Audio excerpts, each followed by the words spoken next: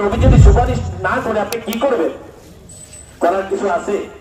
আল্লাহ যেন আমাদের সকলকে একত্রিত হয়ে জান্নাতে বসবাস করার তৌফিক দান করেন।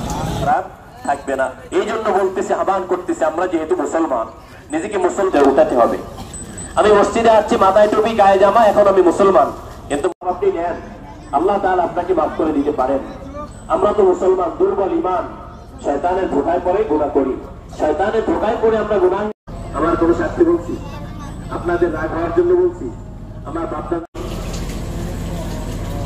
এখান থেকে হয়তো আজকে পরে বিদায় নেওয়ার চেষ্টা করছি বা নিয়োগ করছি। করবেন না ইনশাআল্লাহ সবাই?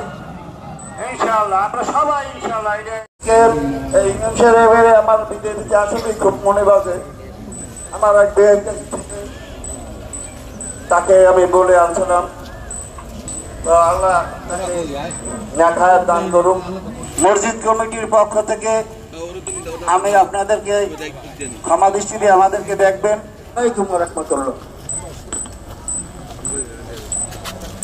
আপনি যা পারবেন দান সৎকার করবেন, এতে কোনো জন্মনাই কালেকশন করা যাবে না।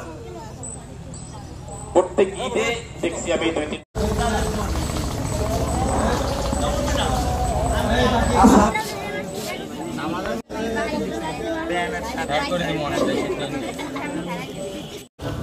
يا أيها الحاذرون قال تعالى في كلامه المجيد شهر رمضان غفر له ما تقدم من ذنبه أو كما قال النبي إلا الله والله أكبر ولله الحمد يقوم عن اللغو موردون والذين هم للزكاة فاعلون والذين فادخلي في عبادي وادخلي جنتي.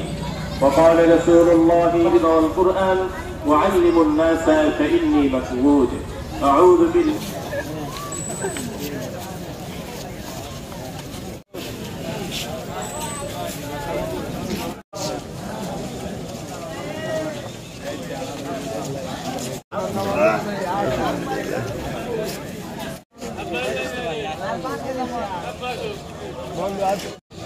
ঠিক আছে।